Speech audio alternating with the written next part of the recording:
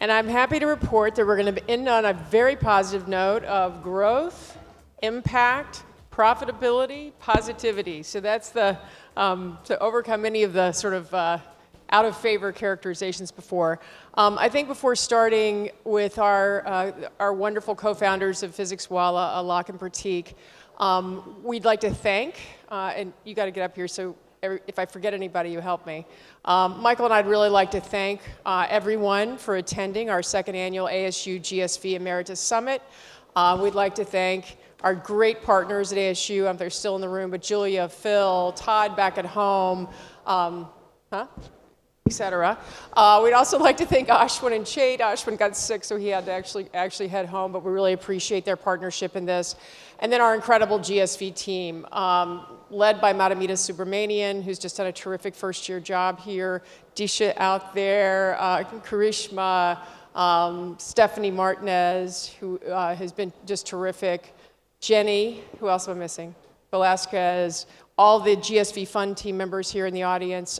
We just really appreciate it. I'm sure who am I missing, Disha? But anyway, we really appreciate it. We hope you all have had a good event. Oh my God, the most important person in the room, Sierra Stone. How did I miss you? It's because she's surgically attached to me, so I thought she was part of my personality, so I forgot to mention her. Thank you, Michael. He saves me every time. Anyway, extraordinary. The woman who constructed the program here for the last 2 days. So, do we have the guys in the room? Or do you have anything else you want to say before we get the guys in the room? Okay. Do we have Alakh and Prateek? You know what? Yeah, go ahead. Why doesn't everybody stand up and give those people a hand, and plus we'll get you going a little bit. Oh, good point. Let's get some energy going. Let's cheer these guys up here. Where are they? Okay, come on. Cheer for our guys. Let's go. Here we go. I just heard Prime Minister Modi get cheered in Abu Dhabi. You guys can do a lot better than that. Come on. All right. Hey, how are you? See you.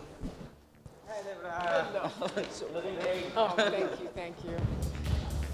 We ready? All right, and I forgot to say Happy Valentine's Day. It's the last piece in Happy Valentine. It's a perfect note to finish with these two wonderful Valentines. So this can be a little extemporaneous because Michael and I haven't practiced this, but do you want to kick off or you want me to?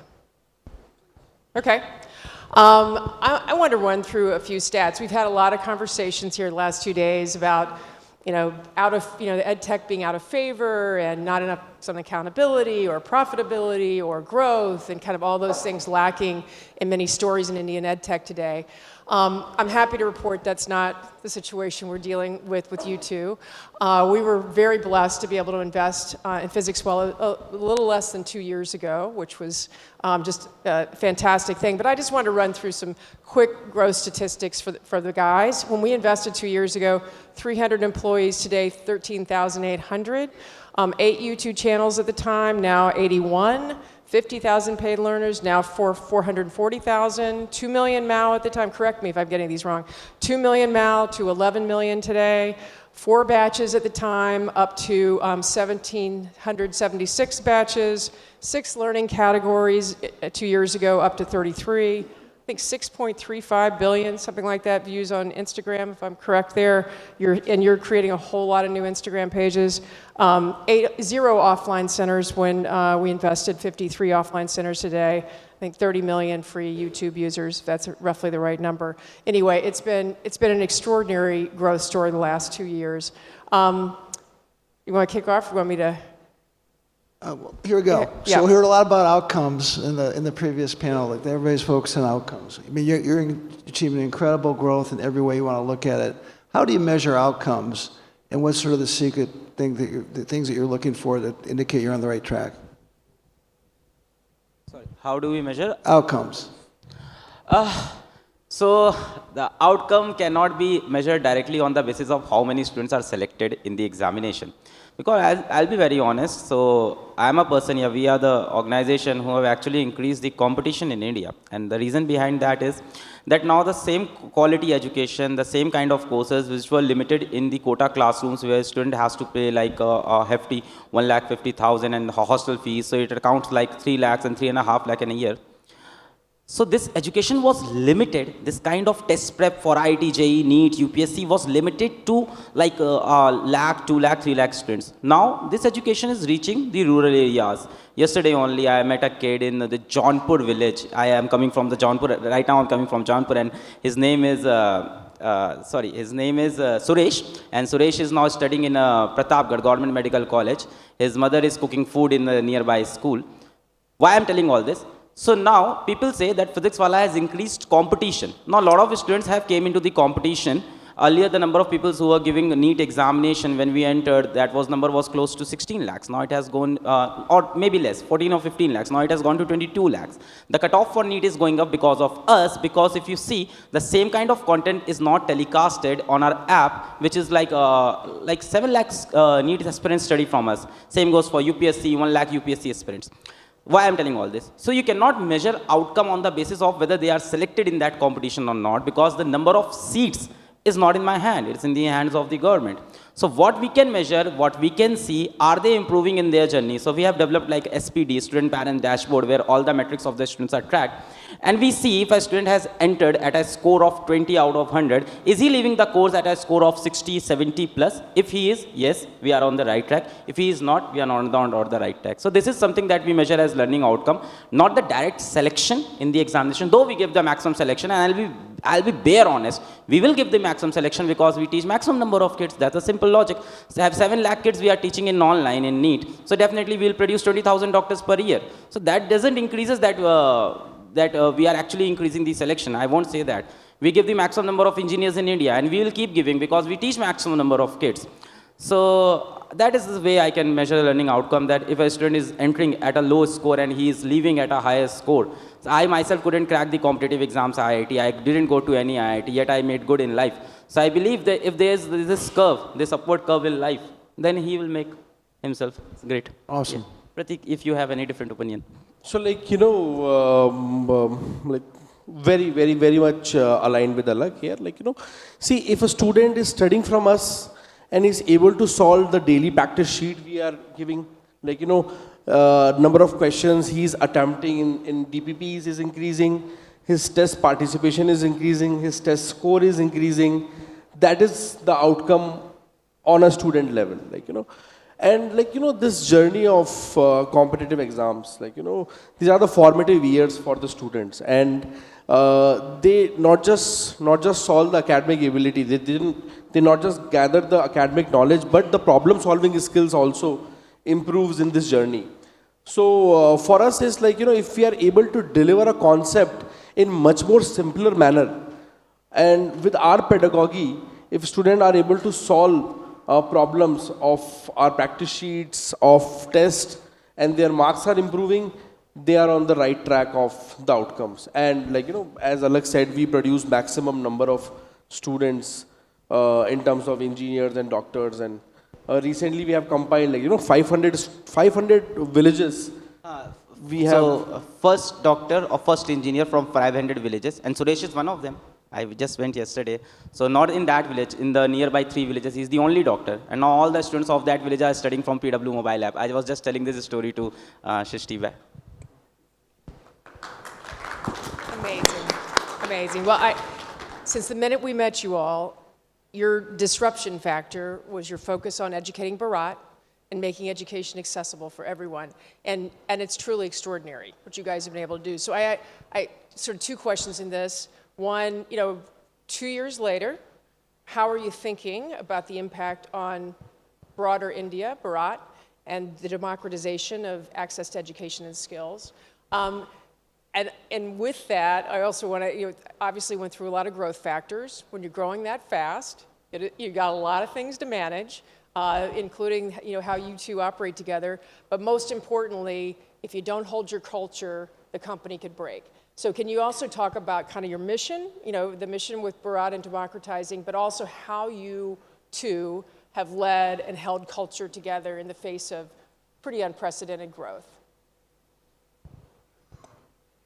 So they say that PW is not a company, it's an emotion. So this is a very famous quote among students as well as the team members. So talking about culture, So I'm like very primitive and old school. So I come in the office and I said, we are not going to use the word employee. It looks very transactional. So let's use the word team members. So that is one part that I started from like 2020. Now we call each other team members. So the leader never says that you work in my team, you work for me. We always say we work with each other for PW. So I never say that you are working for me. Sometimes a leader comes to me and said, I am working for you, I am doing this. No, not doing anything for me, you are doing for students. We are both doing for PW.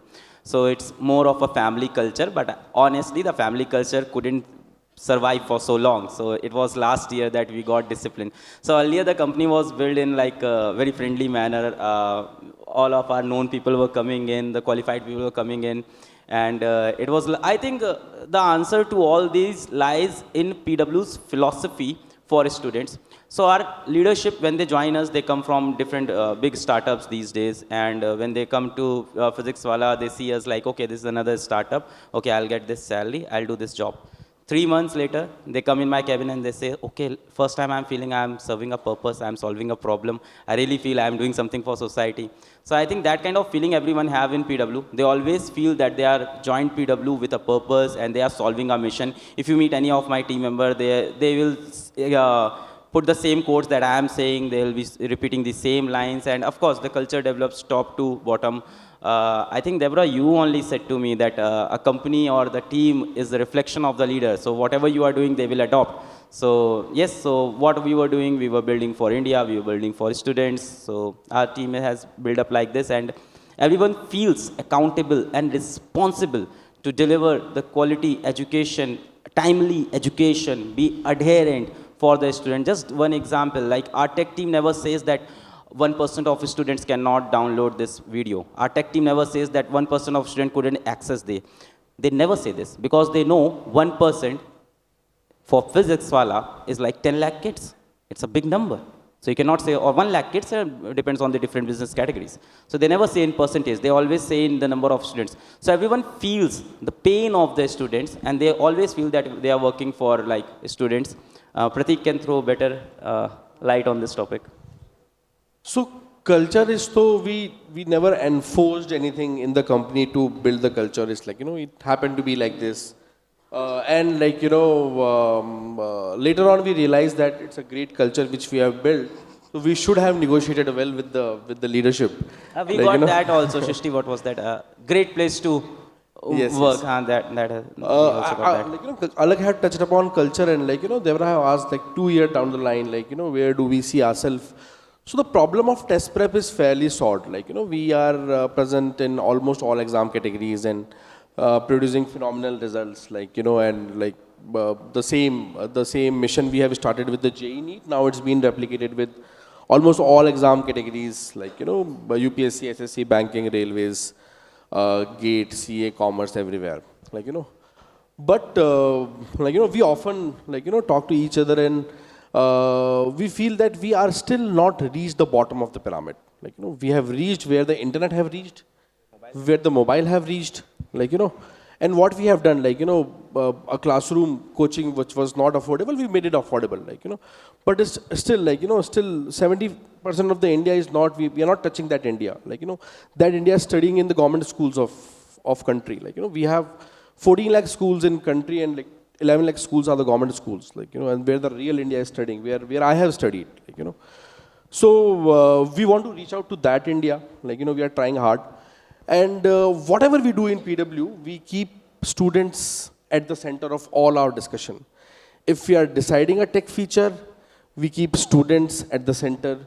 If we are designing a pedagogy, if we are deciding like which category to venture in, which products to venture in, we always want student at the center of all the discussions. Like, for example, our topmost priority, how can we make data consumption more, like, like how can we reduce 90% of the data consumption of the students? Because my students have a 2 GB data pack and he has to study 8 hours a day.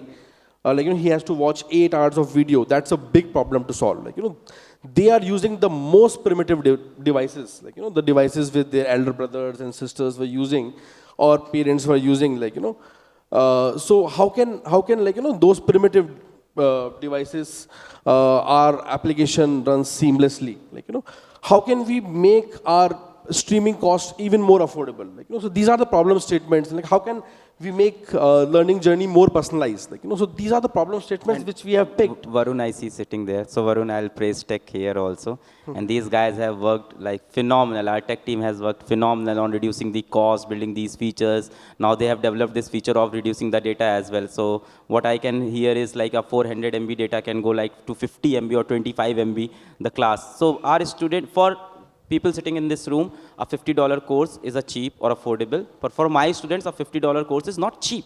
For them, this $30, $40 course is very costly because they buy mobile phone, buy loan. Their father take loan and then buy the mobile phone. Then somehow they go to work, they paint walls and they buy the batch. A lot of stories are like there. The Kashmir guy used to paint walls and buy batch. This guy, Suresh, I met, he used to go on the, go to milk cow. He has cows. So for them, this is very crucial, this money. Now, after spending in phone, spending in like the batch, like $50, $30 batch, now data comes, data is again costly. So we are building on these features like how can we lower the cost of data used by students. So I think reach, Deborah, is the answer which you are asking. That what is our plan? Reaching to the real India, or maybe internationally everywhere. Now I have this vision. This kind of vertical education is required across the globe. So reaching the bottom of the pyramid is the answer that we are looking for. And how we divide work among ourselves. Deborah, you have asked 3 questions in 1 question actually. I do that all the time. Yeah. we tried multiple times dividing work. I don't think it's working for us. We tried multiple times, then we end up interfering in each other's hierarchy as well. So still, even our leadership is confused. So they take double approval for everything.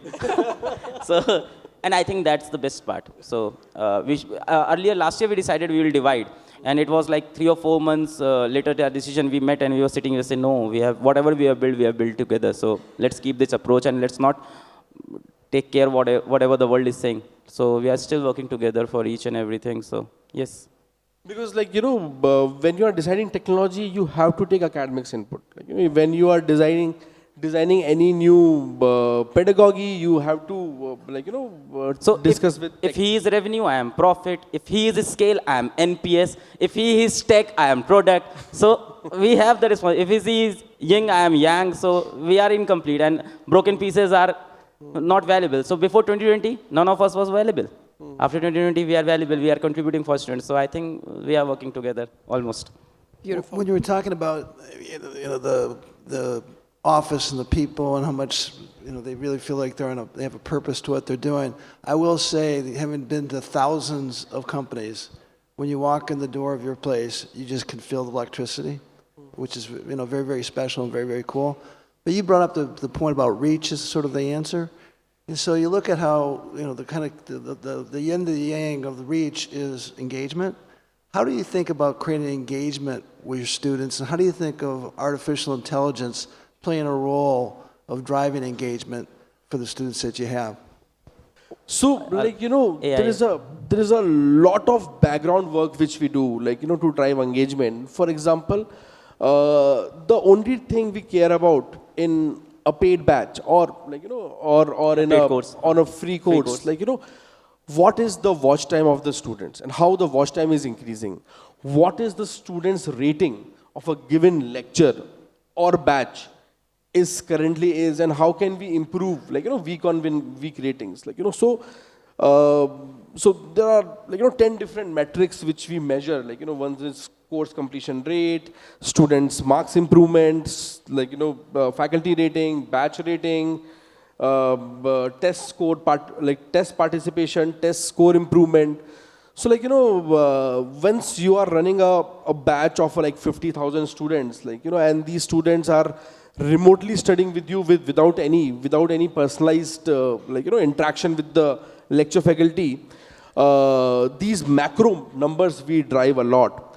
And one thing is Alakh would like to touch upon on the pedagogy which he have designed, to drive engagement in the class, because such a big classroom, the biggest challenge is how do you satisfy all the students, the student of a basic level of intelligence and there are high IQ students as well in the class. So we have a very specialized pedagogy which we have delivered? I'll be honest. So initially when we entered, the problem was not engagement. The problem was the quality content was not reaching everywhere. Education, though they may say it's for everyone, it was not reaching to everyone. So the first problem we were solving, that education should reach to everyone.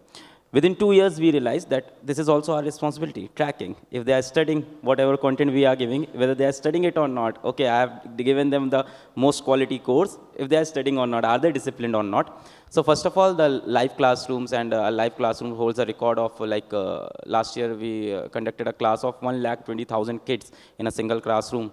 So again, the credit goes to tech team. I hope, Varun, you are going to tell all this to the tech team as well, that I praise them, not in office, but at least in such places. So, yeah. Otherwise, tech is always called when something never works in the office. So, creating such kind of classroom is not a class, I say, it's a show. And our teachers are not teachers, they are like showmen. I always say them, this is a film and you have to act every day. You have to prepare like each and every corner of the lecture, and you have to keep in mind what kind of doubt student can ask at a particular question at a particular place. That's the one part, the preparation and the performance. Then comes the supporting part. The supporting part is first of all the live doubt engine that is in work during the whole class. So we have built a 4-layer doubt engine where a student asks a questions, and the questions are being answered by live teachers earlier. Now you touched upon AI, so I'll come upon. So we had the huge library of number of questions student ask, and one thing very interesting we discovered, though we may say the doubts that student ask are infinite, but actually it's not.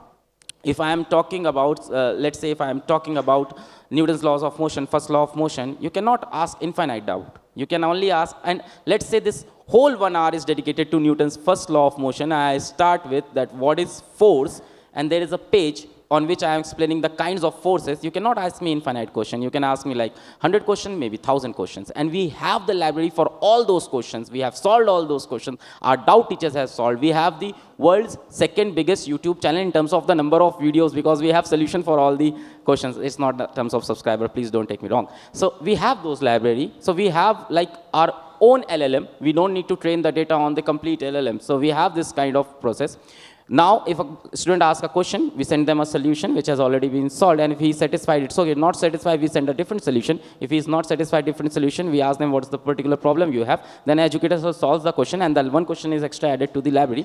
Now, this is very primitive AI that we were using. Now they are coming with like something very interesting, Alakh AI, and I didn't force them to keep this name. Everyone asked them that, did you force them? No, they did it by themselves.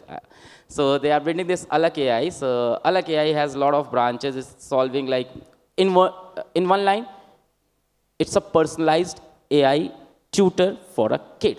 So it will take care of all these things happening in the class. So if a student is studying in the class, whether he has interacted in the last 30 seconds in the class, if he is having a particular doubt, the doubt will be solved at the particular moment. After studying class, if he has a doubt, he will solve that particular doubt. If he wants to study from, let us say my examination is tomorrow, so I cannot study the whole chapter. Now I need a hack. And as a teacher, I can never say that you should work on hack, but you know, as a student, we need hack at the last night. We have to study. So this AI will give him a hack. Okay, you don't have to study this whole chapter. This is the summary sheet I have created. Is this okay for you? The student says, no, all these topics are my strength. I don't want this. These are my weakness. Prepare a summary sheet around this. They will prepare a summary sheet around that particular topic. So we're building multiple branches on this personalized tutor. There is one branch, Sahayak. One is intelligent DPP, that is like adaptive learning. So let us say you give me 10 questions and I solve 1, 2, 3, and fourth question is not solved, and I solve the remaining 6. I'll say, okay, this one question doesn't matter. I'll see the solution. But the problem is the one question that I have not solved is not the problem of the question. It's the problem of the concept that I don't know. So the AI will evaluate that while solving this question, where you did the mistake. In this particular concept, you did the mistake. Okay. Now I'll suggest you 3 more questions. And I'll break this concept in 3 parts, and you solve this, and I'll give you like tick mark, okay, you can proceed. So all this we are working, and 28th Feb we are launching like full scale Alakh AI with lots of features, and it's going to actually change the kind of education. And my problem while developing personalized educator is not that I don't know the problems, I don't know the solution. The problem is cost.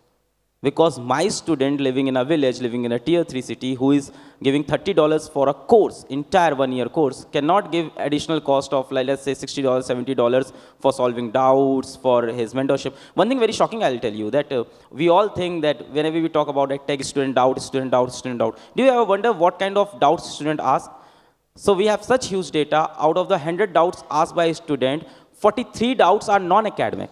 They don't ask academic doubts. 43 doubts are, I have fallen in love with a girl, what should I do? My father beats me at home, what should I do? I'm not interested in study, what should I do? I cannot learn, I cannot revise. So they have a lot of non-academic generic doubts as well, 43 to 44%. And shockingly, the remaining 47% doubt, and I won't say this is our fault, this is the whole education system and this is the whole culture problem. The remaining 47% doubt, if I extrapolate it to 100%, only 8% doubt are new doubts. Rest 92% are the doubts that are already mentioned in the lectures, already in the homework, already in the existing book universe. So yes, innovation is not there and we are trying to bring it. Maybe we can cover it somewhere else, the Institute of Innovation. Yeah, I'd say we spent 6 hours in Noida last Saturday, the GSV Ventures team, and we're blown away by the tech pipeline and what you guys are rolling out in terms of product. It was great. You had your guys come and do some demos here yesterday. It was funny, I had an interview and the reporter said, well, you know, Physics Wallah is not a tech company. I'm like, whoa, you're missing that boat. And I think it's a particular advantage. I mean, given just the sheer volume of data, your ability to test AI is going to be so much faster than folks who don't have it. We saw a little bit of, I don't know if you've talked, what I love, the Unity product that you all are talking about. Would you talk about that a little bit, Alakh? Because I thought both the way it came to fruition internally, as well as, you know, your embrace of it. And anyway, if you just talk about that, I think it's incredibly exciting. I think credit goes to the team. So a 24, 25-year-old guy comes to us one day and he says that students learning on YouTube are not having the same experience as students are learning on the app. So I want to develop something that have the same experience on YouTube for students. So we developed like a product called Unity. It's YouTube Infinity and infinite learning features on YouTube. So now a student is studying on YouTube, when he comments something, the teacher can see or can ignore whatever may happen. But if a lot of students are commenting some particular thing, the teacher should be aware what is happening. So engagement is missing on YouTube, on edtech of YouTube, educational part of YouTube. So we have developed like this engine where a small screen will be present with the educator, and the educator is able to see that what the maximum of the students are saying. Suppose I conduct a poll in a live class on YouTube. You all must have YouTube. If there is a poll on YouTube in a particular video, you have to go to the menti.com and you have to vote there, come back to YouTube. So we have developed something that will have the voting option live on the YouTube only, the polling option, and the screen will be visible to the educator. So if teacher asks what's the answer of this question, and the students start answering A, B, C, D, the teacher is going to see, okay, 100 of the kids answered A, 200 answers this, and then he can open the list. The whole Menti thing is there. This is one part of this YouTube Infinity. Another thing is let us say a lot of students are asking questions.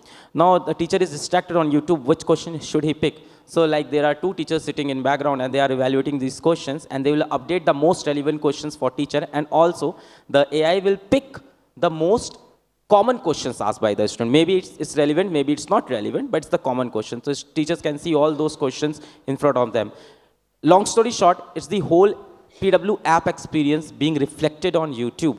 Because if we see 99% of our students are still coming from YouTube. Not now. Now the number of live viewers inside our PW app is much more than on YouTube. So now majority of students for competition like JEE, NEET, UPSC have already came to the app. But still our students more or less know us through YouTube. Our reach is through YouTube. So improving the kind of education of YouTube is one thing. We are developing this Unity, where there's a different platform inside the app for all the free students who are studying for free, having similar experience as the paid students are having. And if they can afford, they can definitely give 3,000 to 4,000 rupees. If they cannot afford 3,000 to 4,000 rupees, I think they deserve this product at least. The complete analysis of the student, how was he in the class today, how many polls he attempted, how many questions he solved, how many doubts he asked, the doubts that he asked, on which timestamp he has asked the doubts. All these profile will be built for the students. So there is a student parent dashboard. Post the class, student can go and check his dashboard, how many doubts is asked, where he was confused, he can take a bookmark, and then he can see a different video solution.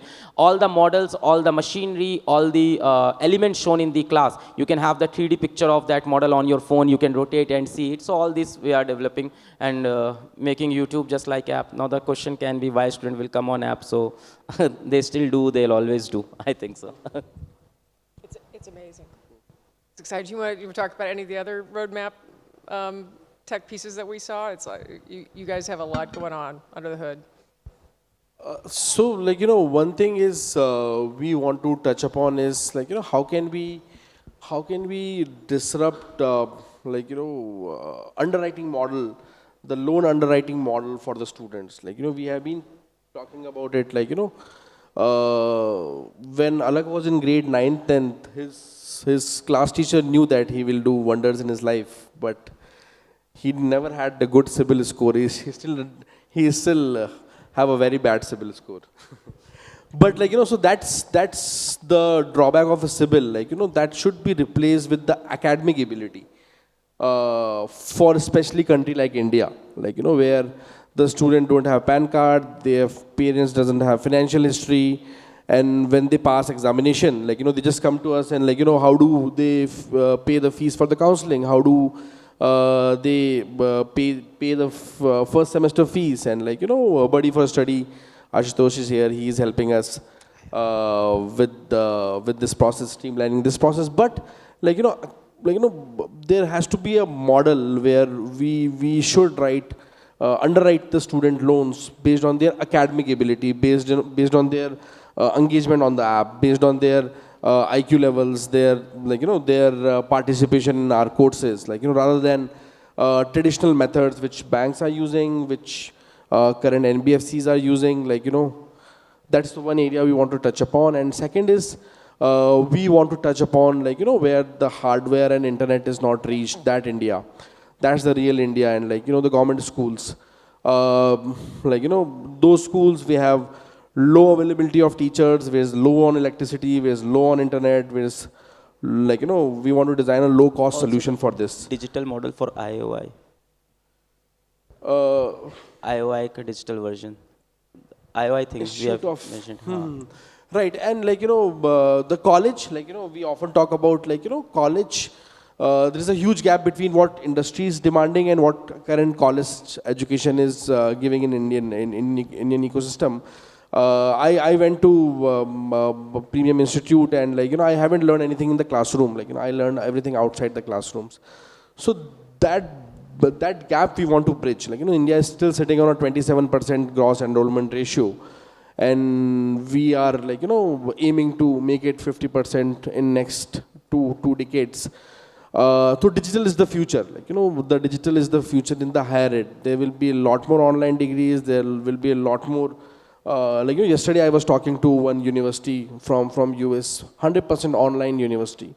Like, these kind of things, like, and government is very progressive. They are coming up with the new higher education commission, and, like, a lot of reform is happening.